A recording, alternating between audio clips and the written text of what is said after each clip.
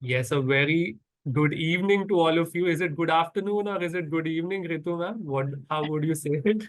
We will say good afternoon. I Okay, all always right. say 5 o'clock onwards, then it becomes evening. Oh, for me it's four. Yeah, I don't know what's the technicality behind it, but I always thought after four is like good evening, and before four is like it's still afternoon. Okay. So I've got a mix of responses in chat as well. Even they are trying to figure it out. Good afternoon, good evening. Great. All right. So while the teachers are joining in, let me take this time to welcome all of them and thanks for joining in to our this edition of the Burlington English webinars. So welcome to all the teachers, all the school staff, administrators, and school leaders who have joined in today and taken out this time from their afternoon, from the evenings, whichever that is, uh, to make time for this educational session. So I'm glad you could make it. We have a very interesting, thought-provoking session planned for you this evening. Right? Let's go with that. Okay, so let's get started. Once again, a warm welcome to all the teachers and school leaders who have joined us today. Yes. So today, the topic for the educational webinar is Tagore's vision, ideas that transcend time. So we are going to be exploring the profound educational philosophy of Rabindranath Tagore, who believed in holistic, creative, and child-centric practices. Without giving a lot of it away, let me take this time to introduce our expert and speaker for today. Just a brief introduction. We have with us Ms. Ritu Vaish. Okay, she comes with a vast, enriching experience of 35 plus years, having worked with a wide array and different age groups. A little bit about her education. She's completed a post-graduation from BITS Pilani. She has also got a B.Ed degree to her name. And having worked with schools for about 7 years, teaching languages and science to the junior and the middle classes. She's also an entrepreneur, or like she likes to put it, she's a solopreneur. Yeah, hopefully we'll get to understand during the session a little bit more about that. And she believes in the ideas of storytelling, using stories as a pedagogical tool. Yes, she's also an avid and active contributor and member of the Early Childhood Association. And she's been part of a lot of different leadership for the youth as well as reading programs of what I understand. And she's also a published story writer, a couple of them being A Party to Remember and The Lazy Dragon. So we have someone who's like going to take us on the journey today about Rabindranath Tagore's life and his philosophy. So without much ado, I hand it over to Ms. Ritu Vaish. Yes, ma'am, over to you. Thank you. Thank you, Swapnil. Thank you for those kind words. Namaste to everybody. So that removes the confusion about good evening and good afternoon. Well, it's a great honor to be here, to be able to share our thoughts on somebody who's a legend, And I would straight away jump into the Tagore's vision, ideas that transcend time, right?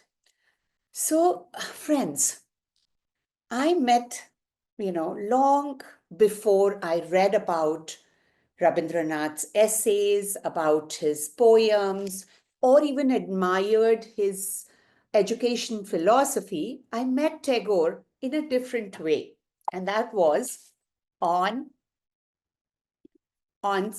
stage.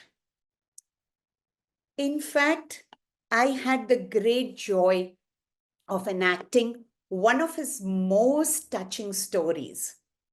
That is Of course, I think no guesses. That is Kabuliwala. The guesses, which character am I? If you have, you can see me now, and this is like when I was 10 years old. So there is like a lot of time in between. And, I still remember that Kabuliwala play, and it's been very close to my heart.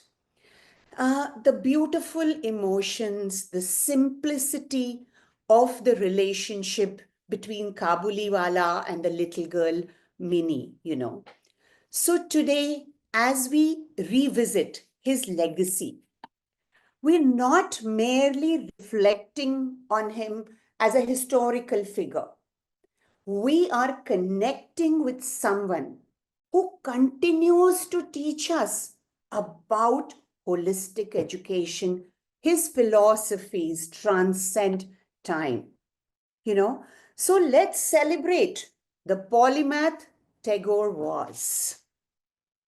So as you must have, been reading about him lately, because his birth anniversary was on 7th, right? He's been, of course, so many poems, and we'll be discussing them as we proceed in the webinar. Songs, plays, short stories, and novels. He's been a Nobel laureate in literature, the only first non-European one, and he formed the Vishwa Bharati University, which is now, it is the Shanti Niketan that he started with. And our Janagana Man. I mean, we teachers all know, every time we skip a heartbeat when we are singing that, isn't it? We're so proud of the national anthem of India. So I feel that being a polymath, his vision about education was what has always attracted all us educators here, isn't it?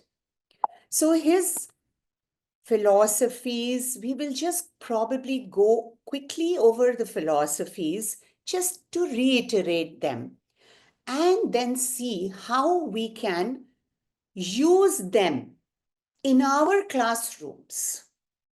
All right? So one of them was, he always believed that we should encourage students to develop a love for nature, And I have a beautiful line from one of his poems of Gitanjali, The Playthings.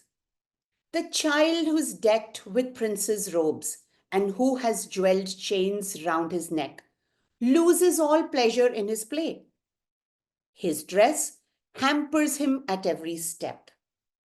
It tells that he used to criticize rigidity in educational practices, because it takes away the freedom. He propagated that children learn best in their natural surroundings. They need to explore and play. To develop holistically, the best way is that we let the children explore and play.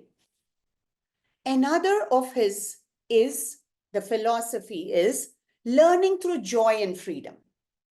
Now, as educators here, we know that psychological needs for motivation to learn, basically the intrinsic motivation, is when these are met: belonging and connection, power and competency, freedom and fun.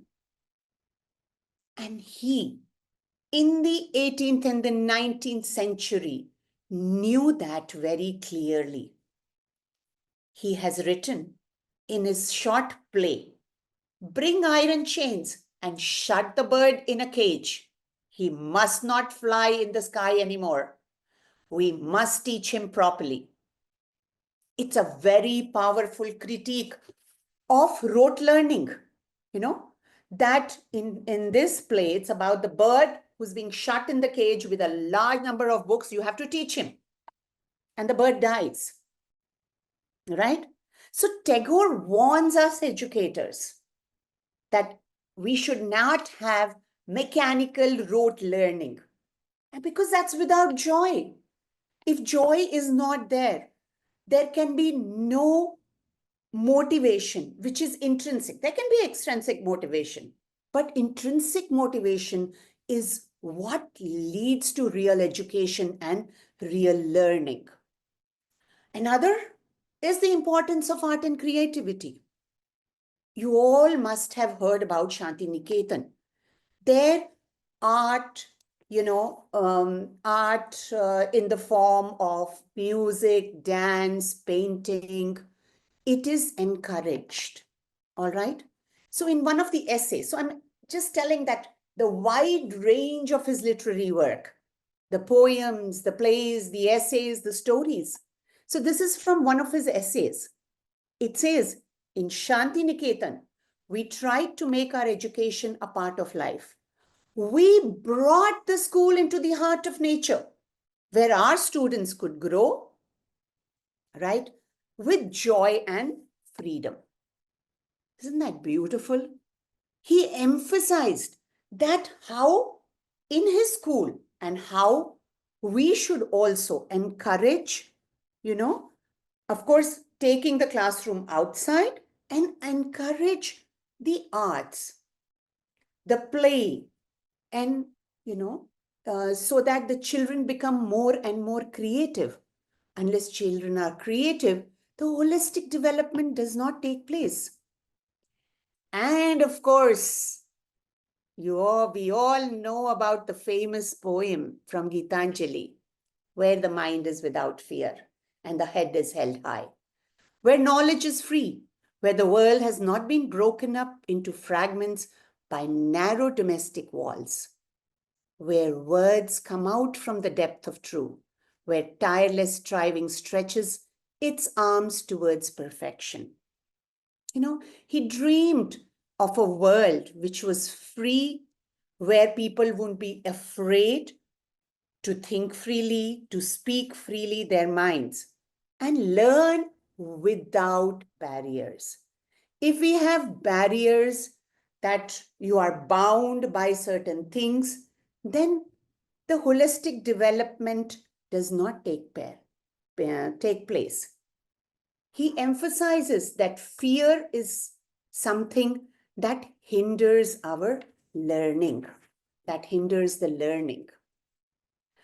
So I'm not going to get into really too many of them, but you see that the ideals, there are, his ideals of education philosophy, they were in fact formalized by Howard Gardner. So we were talking about when Tagore was there, that was in the 18th and the 19th century, right? And Howard's Gardner theory came in any guesses on that? We are all teachers. We've all learned about Gardner's theory of multiple intelligences. Any guesses? It came as late as 1983. Do we have someone who's close to that? I think the teachers are still thinking about this one. Oh, okay. I gave up the answer too easily. All right. We'll have more opportunities like that. Okay. So the Gardner's theory of multiple intelligence. And I've done a little bit of research on it, that how beautifully the two of them connect. So the Gardner's theory of multiple intelligences says that intelligence is not a single ability, right? It talks that intelligence is not a single ability. It's a collection of distinct, independent intelligences. And to develop the child holistically, each of the domains has to be enhanced. Do you remember what these multiple MIs are?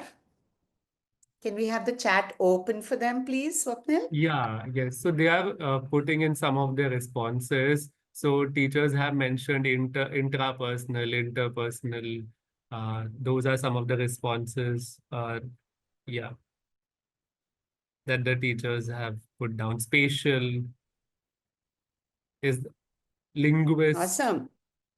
yeah, Yeah, logical, that's one of them. musical.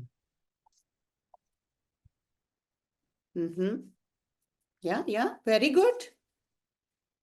All right, so that's awesome. So, we are there. Let's now think about, see, this is the list, and that's Mr. Gardner, and that's our Rabindranath Tagore. Now, observe it very clearly, clearly with a critical mind, and analyze that where the two are meeting. So this is holistic child development. You mentioned intrapersonal, you mentioned interpersonal, musical, spatial, linguistic. There's naturalistic, logical, and bodily kinesthetic too. We just briefly discussed Rabindranath Tagore's philosophy on education. He believed in, let me just give you a little more idea, that their development should be in head, heart, and hands, intellect, emotion, and action. Where is it relating to with Gardner's theory? Any guesses?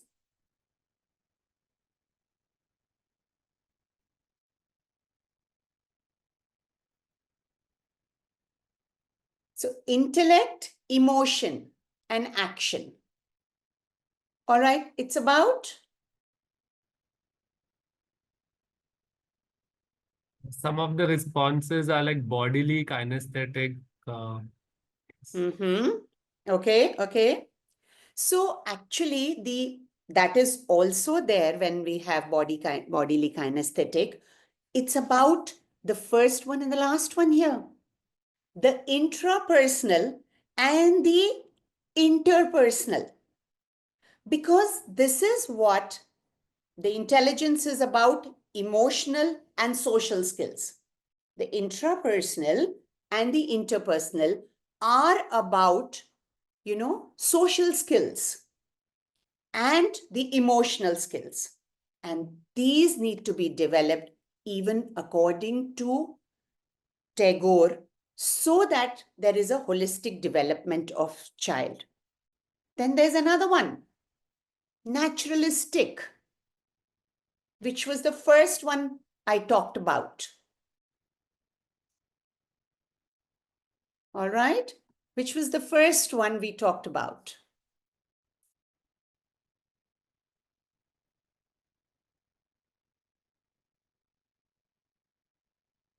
Are there any answers? So there are like vast responses. Some of them are saying interpersonal, linguistic. Okay, naturalistic, friends, naturalistic is related, the multiple intelligence, naturalistic is related to some of these students. The naturalistic intelligence is very high, and when you place them in nature, they are able to learn better. So that's what is naturalistic. And a century before that, Tagore had already talked about it, propagated, and built an institution, Shanti Niketan, that was based on that. Do you see the beauty of Tagore's vision? Right? And we have art and creativity because he integrated music, dance, drama, visual arts, to so that students could express themselves, right? And in musical and bodily kinesthetic, this intelligence is included in the framework of Gardner because you're able to express students who are high in body kinesthetic and musical intelligence. They're able to express themselves in this area. right? So do you see how beautifully they link? And that means that holistic child development was always on the mind of Tagore. And that's how he developed those beautiful, philosophies on education, and which got formalized by Gardner. So let's now jump into how Tagore's philosophies, all right, be very attentive about this aspect, how we are going to take it forward. So we are going to say that how do we take Tagore's philosophy and his literary works into the 21st century English classrooms? All right. How do we take it? And for that, what are some of the 21st century skills? Can we have a few of them listed, please? What are the 21st century skills? Communication is what some of the teachers are saying. They also talk about art integration, critical thinking, collaboration. Collaboration, very good. That is awesome. So, educators, today, 21st century skills are all these because they're very different from when we started earlier. When it was industrial revolution, who was successful? People who could churn out things faster. Then we came with the next few generations where knowledge gathering, people who could gather knowledge were successful, isn't it? And then came internet. So that went away. And with AI now, what kind of jobs will these kids who are studying now with us will have is certainly a big question mark. But one thing is clear, that these kids would certainly need critical thinking, as you all said, creativity, communication, problem solving, and collaboration. So you were absolutely right when you talked about them as the 21st century skills that are essential in our classrooms now. All right. And we're going to talk more as we proceed about how we are going to include it in English classrooms. Right.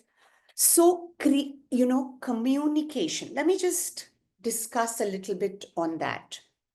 Why is communication a responsibility that has come on the shoulders of the teachers?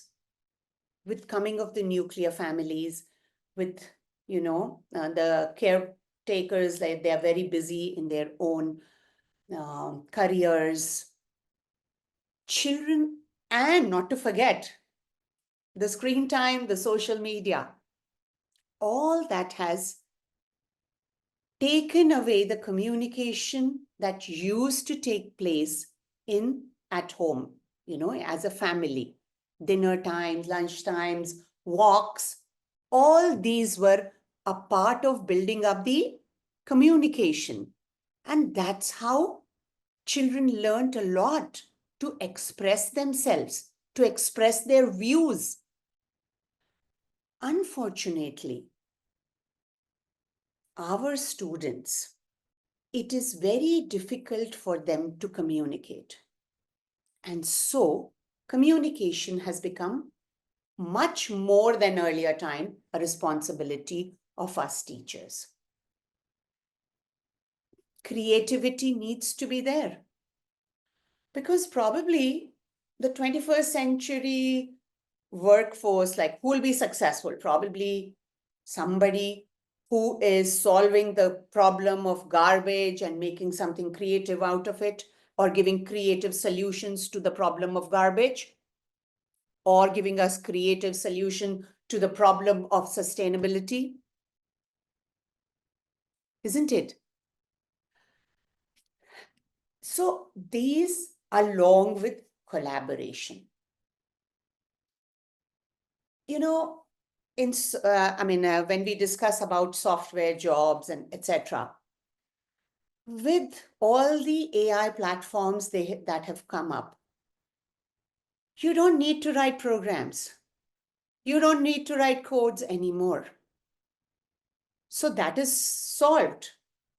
But what is left is collaboration. We need to collaborate with each other in the team so that you can be successful in your careers. And critical thinking cannot be underestimated at all. Critical thinking is very important, and it's very easy for us teachers to develop that in the classrooms. So kudos to you all. You all absolutely defined all the 21st century skills. Classrooms will be like this. This is from Shantiniketan. Children playfully trying their experiment outdoors. And if you have read the NEP 2020, they have come up with, and this is a news item from, I think, last week's Hindu paper, that they have come up with a book named as Khel, all right, for the 7th graders, right? Here you have, actually it's called, I think, Khel Yatra. It's the Khel Yatra, where the modern applications of traditional games is depicted very clearly. That book has collected games from different states of the nation. And we are so rich. It's full of beautiful games, and you can download a copy of that. Or actually, that one is not downloadable yet, but it's a beautiful, in one of the Hindu papers last week, you can search for it. It's called Khel Yatra. They're discussing, like in Maharashtra, the hawk and the chicken game. In Telangana, the 4 stones game. And if some of you are as old as I am, probably you have for sure played 4 stones. We used to call it 7 stones or pittu in certain parts of northern India. Have you played them? Give me a thumbs up if you played them.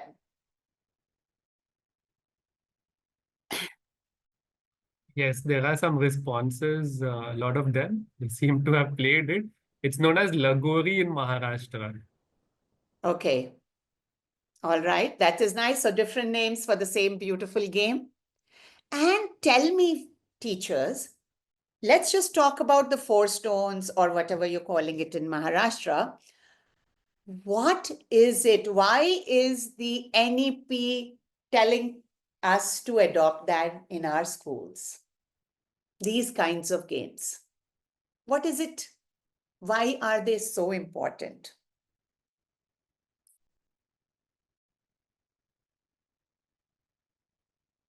And Swapnil will help us out. Please, Swapnil. So for building coordination is what Navjot ma'am says. Cognitive development. Mani ma'am says connecting to the roots. Yes.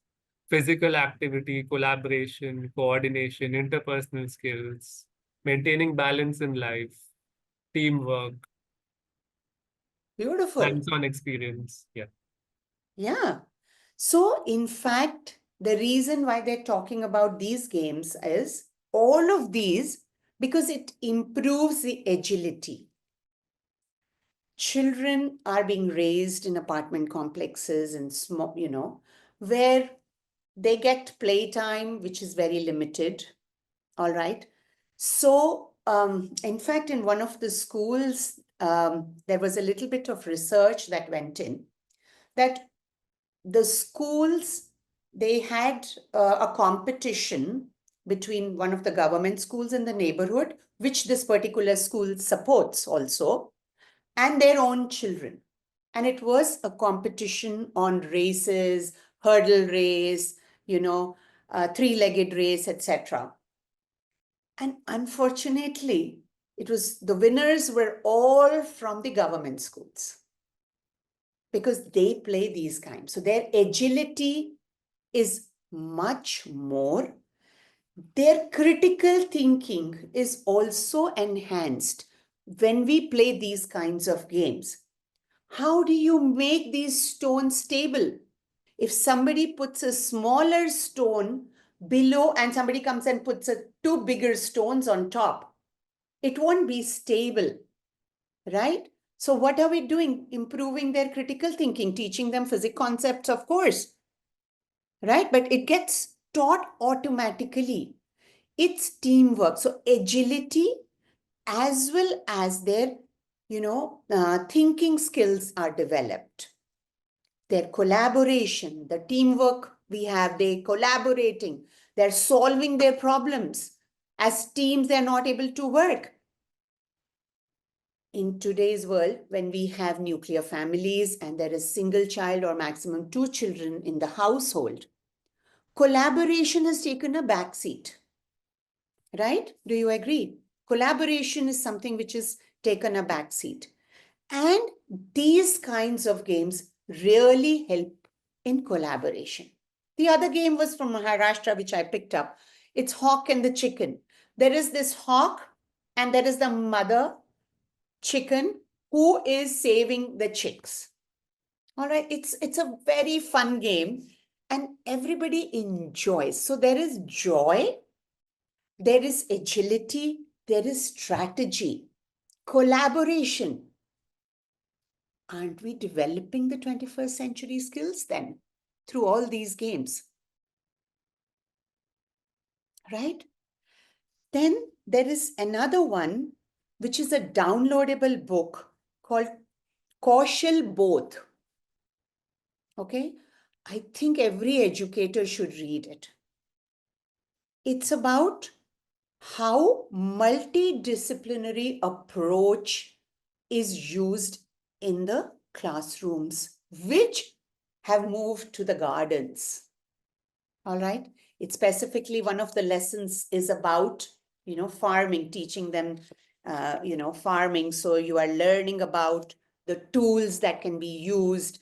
How do you do vermicompost? You do a plan out of the area in which you can grow, what should grow in what kind of climate, what kind of soil, and the measures you should take so that, you can take care of the kitchen garden that you are developing there.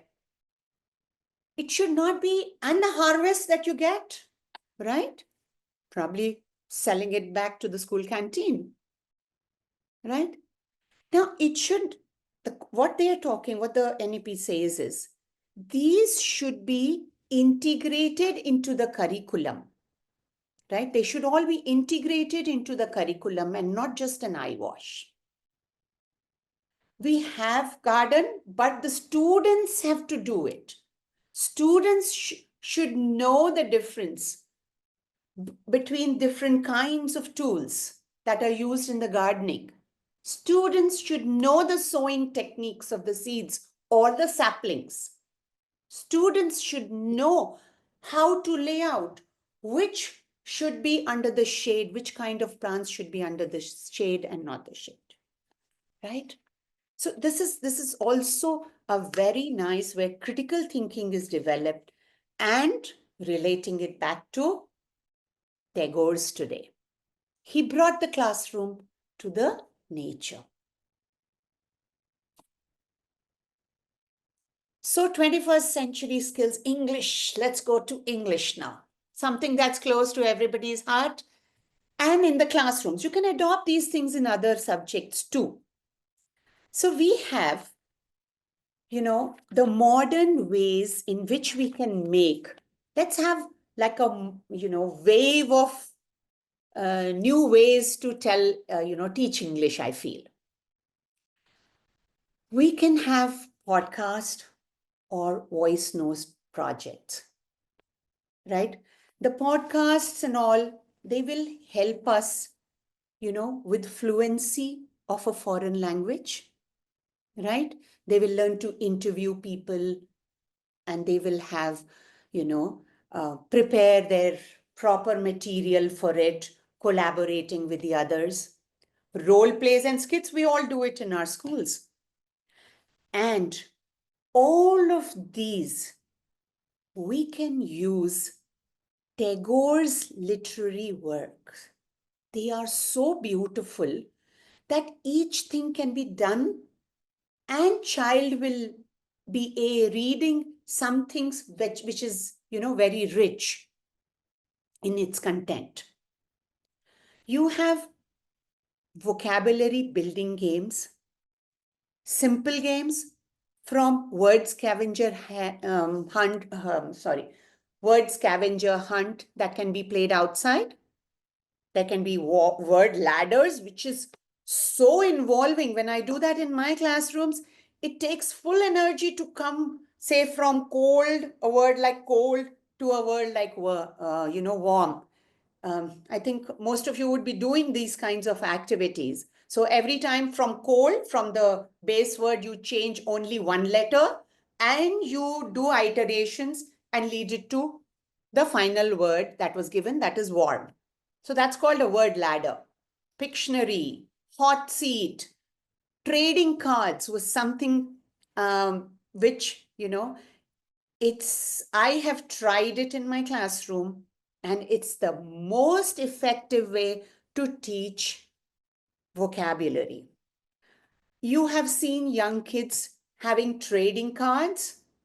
I think they have for their favorite players, etc. And I got the idea from there that why don't we have some vocabulary games?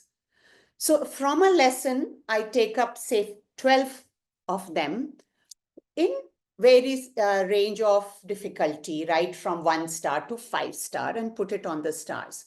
Give each child a set of them, and the next day they're coming prepared, and they are asking each other the meanings. If you get the meaning, the trading card goes there.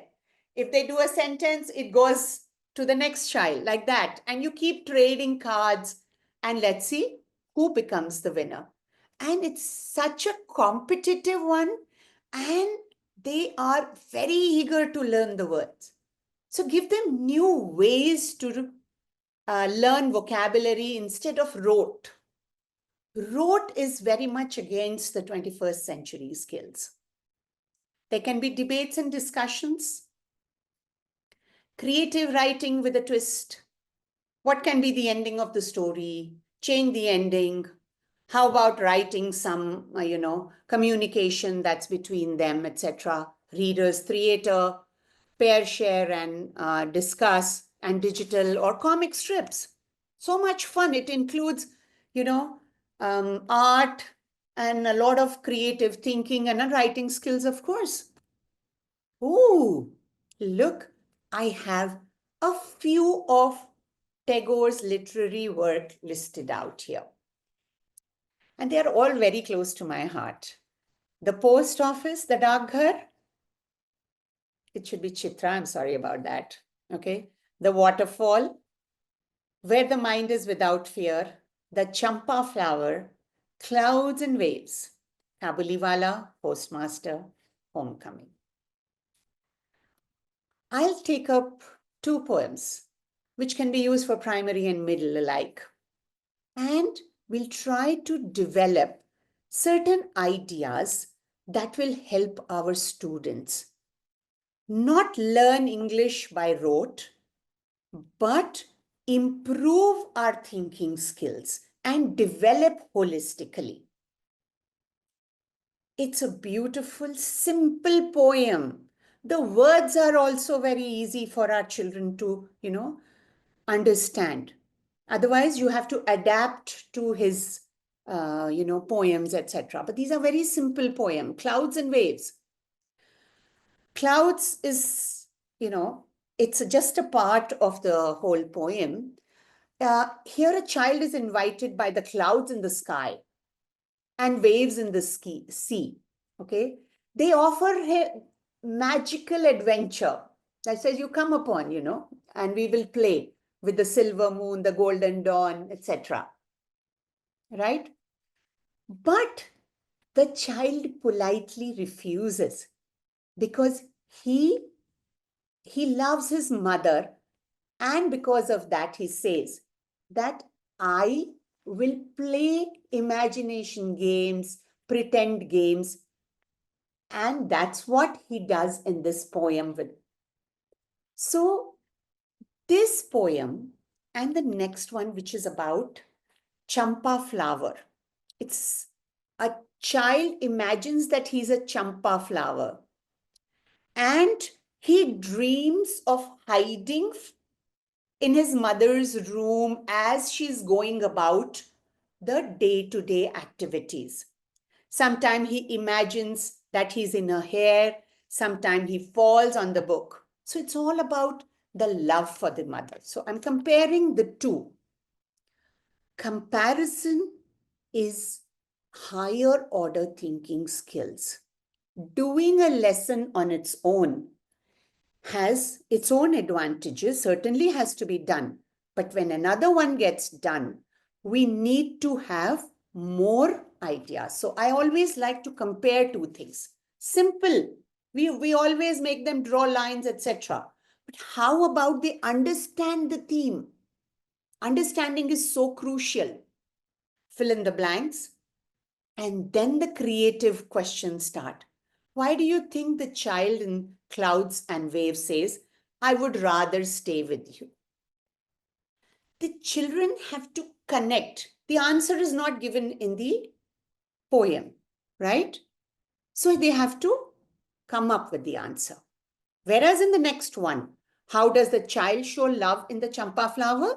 It is given in the way, I think there are 3-4 instances where it's clearly defined.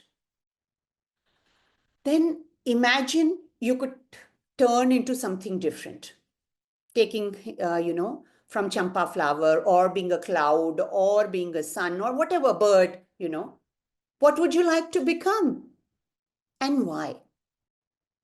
Making them think helps them to develop holistically because your thinking capabilities are increasing. You are not given the answer there. So they're coming up, they are able to express themselves and express the emotions probably. Look up at the sky, watch two clouds and develop a dialogue between them. What would the clouds talk? For children, these are very engaging literary activities in writing. Okay. Look up at the sky. Does the shape of the clouds remind you of some animal, thing, or person? Write how the cloud would describe the land below. Descriptive writing. We tell them to describe a scene outside in our classrooms. But how about we do another perspective? Write a poem about champa flower or the clouds or the little child, right? Do acrostic poems, limericks, haikus, etc. So this is a very creative way to ask the same questions that we want them to learn. We want them to describe things. We want them to learn dialogue writing. We want them to do poems. But why use the standard way? Why don't we encourage some more thinking capabilities so they are ready for holistic development? If you do a comic strip, they are doing it through art, isn't it? So that helps the children who are artistically inclined and they don't feel left out, and you are enhancing, helping them learn something through an intelligence which is already higher in them. And then they learn the other aspects of it. And in our classrooms, we must encourage the framework of Bloom's taxonomy. Bloom gave us a framework which takes our students or ask questions which are related from lower order thinking skills to higher order thinking skills. Lower order form the base. They are important in learning, but how you take them to higher order thinking skills? Well, there is a lot that can be discussed, and all this while doing a lot of research on Bloom's taxonomy. And, my work, I always take quite a few things from Rabindranath Tagore's, work. I felt even the play Kabuliwala, even the play Kabuliwala was, I can frame questions that are from remembering to understanding to analyzing to being creative. It just needs a little more thinking. And these help create interest because from remembering, you are slowly taking them to higher order thinking. So we have, who's the main character? Just a remembering question. Understanding is comprehension, the ideas, the main ideas. Why do you think Minnie stopped talking to Kabuliwala as she grew up? Very simple questions. Applying. How do you use the information in new situations? What if, I just thought about this, that imagine Kabuliwala had a mobile phone. How might he have stayed connected to his daughter back home? And using the application of news, using the information in a new situation. And drawing connections among ideas. So we have two fathers in that play, in that story rather. We have Minnie's father and the Kabuliwala himself, who has a daughter in Kabul, right? So what kind of relationship they have? These analyzing questions help our present students in expressing their emotions. They will also learn to express their emotions. All right. So analyzing questions are very important in a classroom. Then you have, you justify your stand. Do you think the father made the right choice by giving Kabuliwala money on Minnie's wedding day? Was Kabuliwala a good man despite his crime? He was, it's an opinion, right? He had done a crime and he was sent to jail. But despite that, what is your opinion, children, on, what kind of a man he was? And of course, the highest order is creating. Give another ending to the story, right? Create a dialogue between Minnie and Kabuliwala if they met after 10 years. And, create a letter. What are we doing? We're using letter writing, dialogue writing, changing the ending story. Remembering questions are being asked. Simple. It doesn't take that much effort. Only a little bit of conscious thing that we must include Bloom's taxonomy questions in so that the child is developing a full understanding of the subject. And in fact, the creating, evaluating, analyzing, applying, all these domains were used by Tagore. They were all used by Tagore when he talks about his philosophy of education. And in Shanti Niketan, they use these kinds of questions to help children develop their skills, right? So, friends, Tagore's vision, he was born, let me just bring it all together. We discussed Tagore's vision, which was back in the 19th and the 20th century. He was born in the late 1800s and lived up to early 1940s, right? And his work is still carried on. And I showed you my picture of the play where I have participated. It was in probably 1972 or something like that. So it was still relevant at that time. And today, as we discussed the 21st century skills, these are still relevant, isn't it? So in fact, we, even intermittently, we saw that how Gardner's theory, we are all talking about Gardner's theory in education. We're all talking about Bloom's theory, Bloom's theory. All these theories were envisioned by Tagore in his time. So Tagore's work indeed spans and transcends time. And we must celebrate him by, how do we celebrate him? By using his educational philosophy in our classrooms. They are not fancy or difficult or anything as you've just seen, isn't it? There is nothing very fancy about it. I just showed how beautifully his philosophies are and his work is getting linked to what we need in the 21st century, isn't it? So indeed, Tagore's vision, it spans and, the all ages, and it'll be forever. I'm 100% sure of that.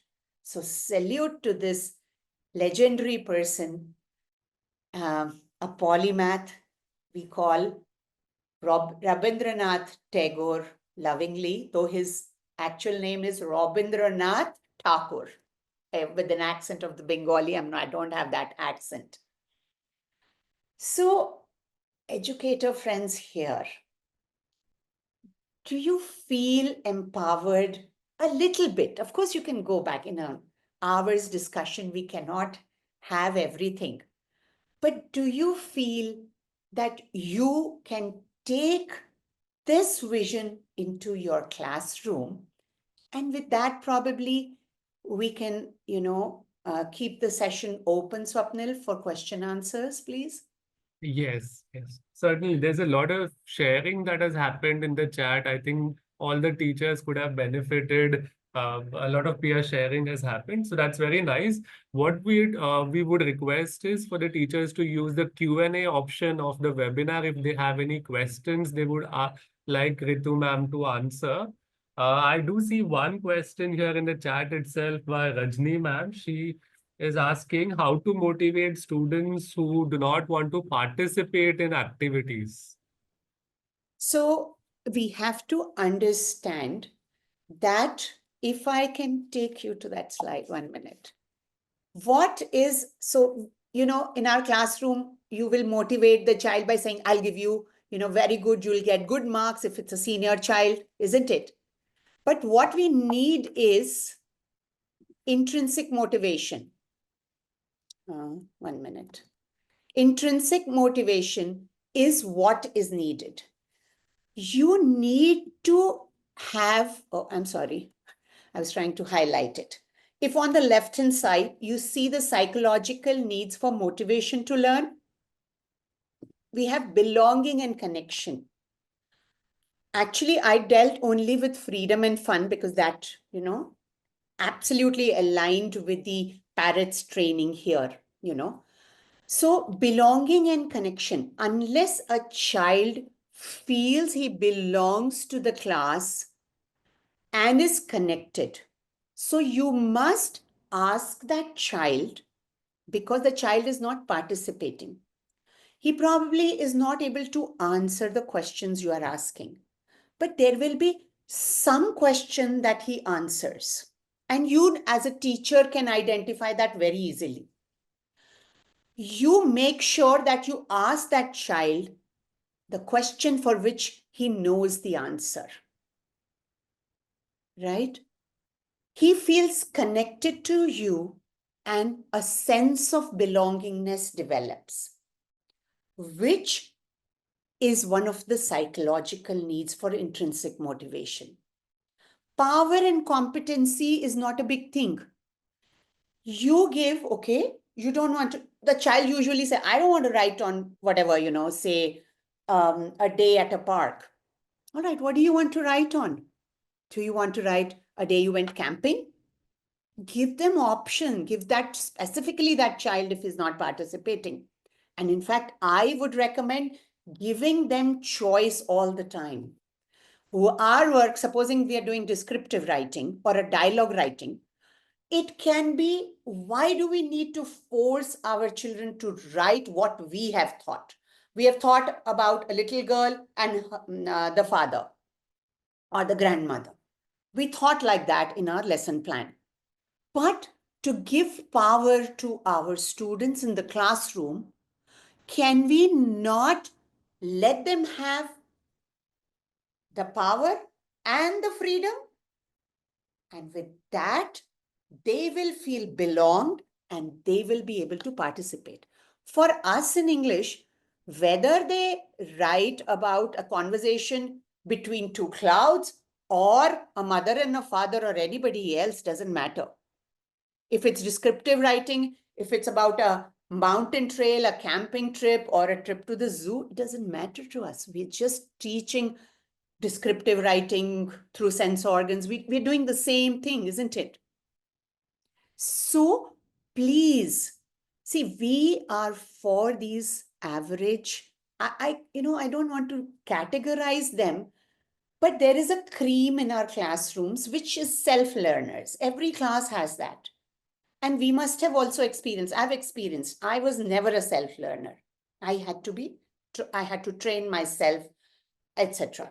But those kids, they learn on their own. As a teacher, our job is to help these children who are not motivated, who are not engaging in the classroom. So you can try some of these, ma'am, whoever asked the question. Sure, ma'am. Does that help you out, ma'am?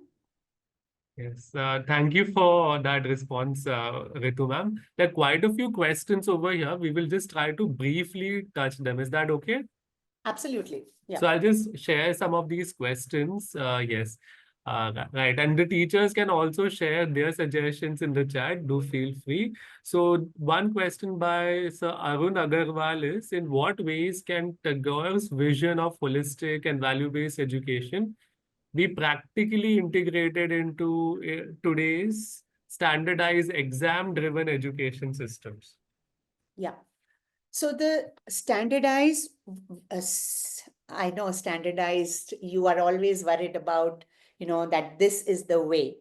So can we not bring in his literary work and do the same tasks that are going to be asked in what you are worried about, the evaluation system asks for that, isn't it? But aren't we in charge of making the questions? Isn't it? So we can use, one way is we can adopt something from them, from his work, do a classwork, about class about that, and probably take them on to their regular lesson and help them out. The lesson will go much faster and more engaging lesson you will have. You will have a much more engaging lesson then and a faster lesson. So holistic development also, sir who has asked this question, is also about including, of course, we are grading. The framework is there in all the, books about taking them from lower order to higher order. But categorically, if you do that step by step, all right, and whatever the topic is, say the poem is about,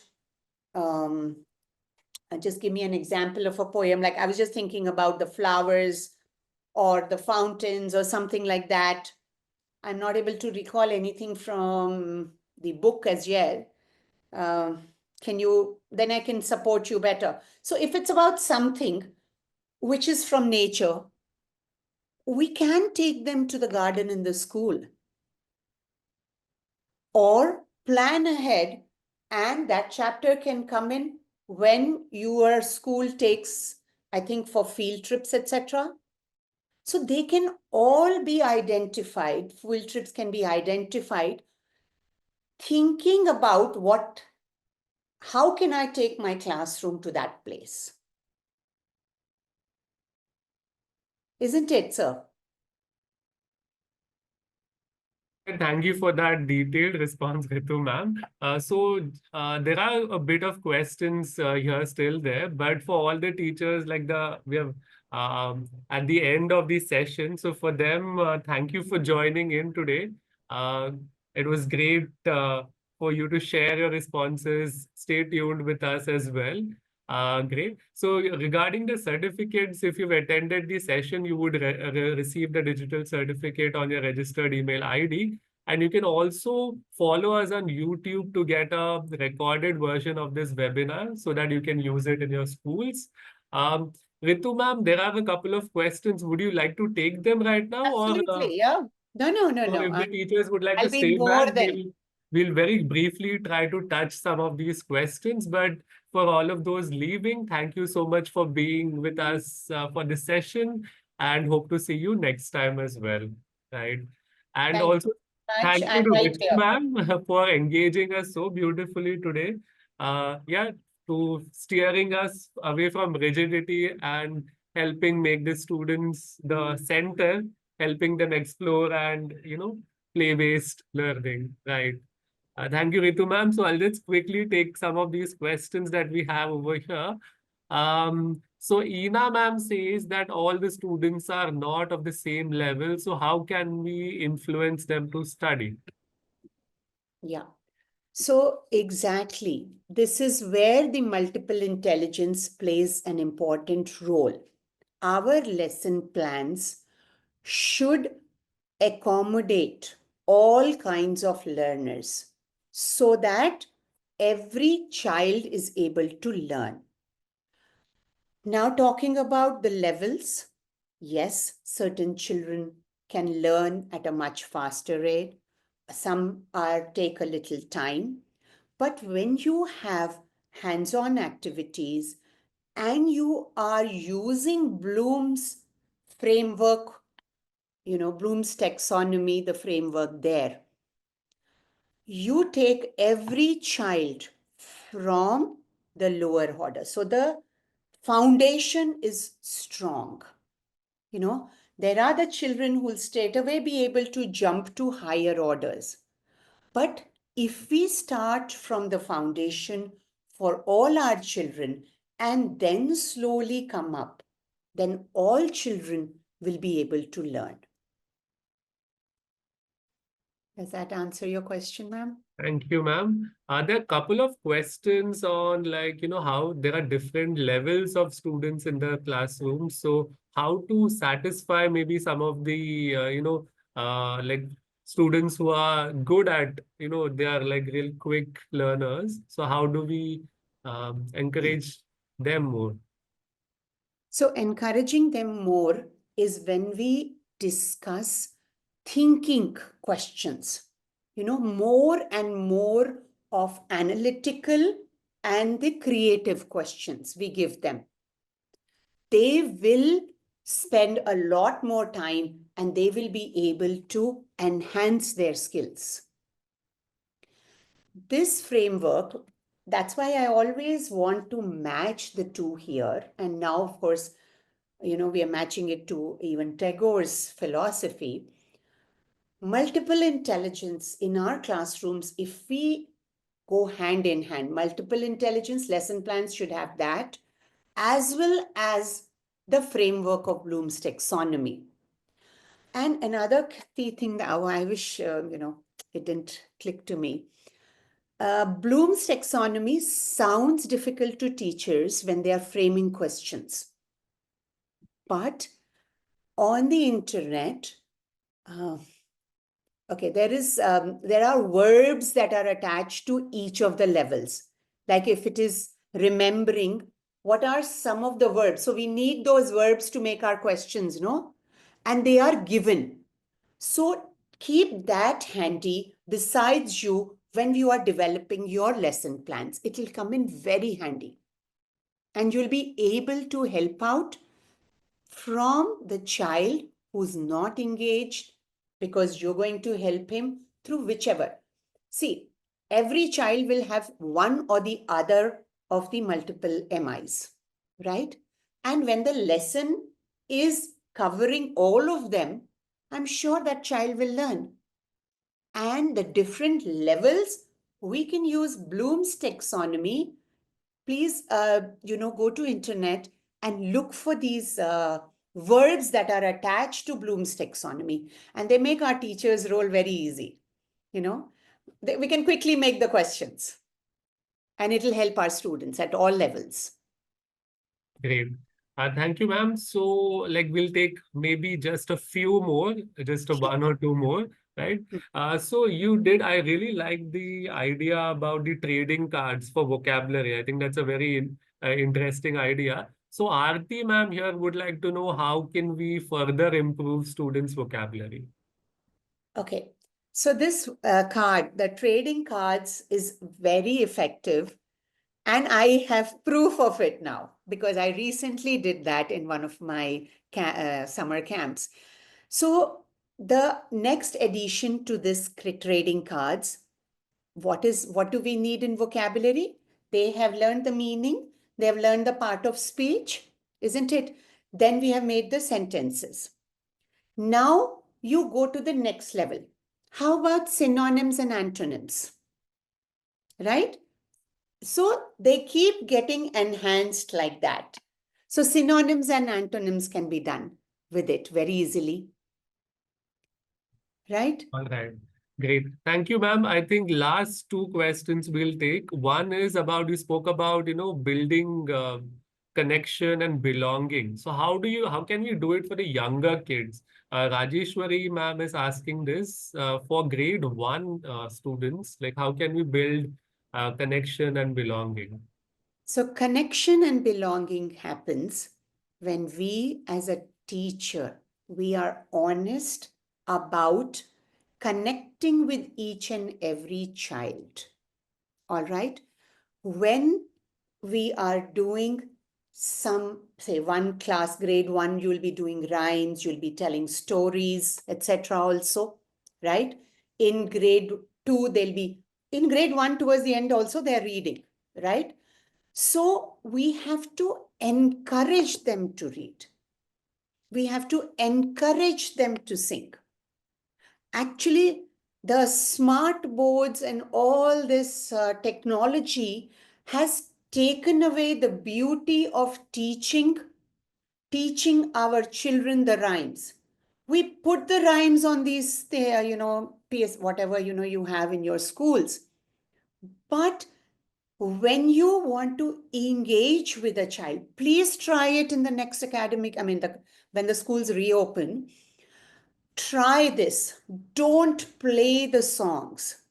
Sing the song with the child. Let them repeat it. English is not our native language. Children are coming with their own mother tongue only.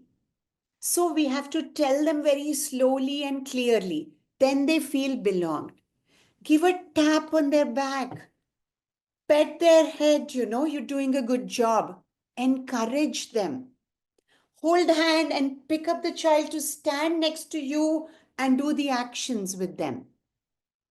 And another important aspect, especially in pre-primary grade 1 and grade 2, are that you should remember there's something called midline. Probably go and research a little on that. It's called midline crossing activities. these kids will become better readers and writers. It's very unfortunate that outdoor play has become limited, and that's why they're not doing actions like this, which cross our body, like right brain and left brain has to interact, and then only will make them better readers and writers. You start with a midline crossing activity, and you will see the responsiveness, the engagement going up. And this gray hair is telling that. All right, I have used these techniques in wherever I go. Okay. I think we are out of time, ma'am. Like the questions will keep pouring, but I think we could, get through to the teachers. This is a topic that's close to their hearts as well, right? So thank you so much, ma'am, for enlightening us today and for a wonderful session. Yeah, hope to have you back sometime soon, next time as well. All Thank right. you. Thank you. Thank you, everyone. Thank you so much. Namaste.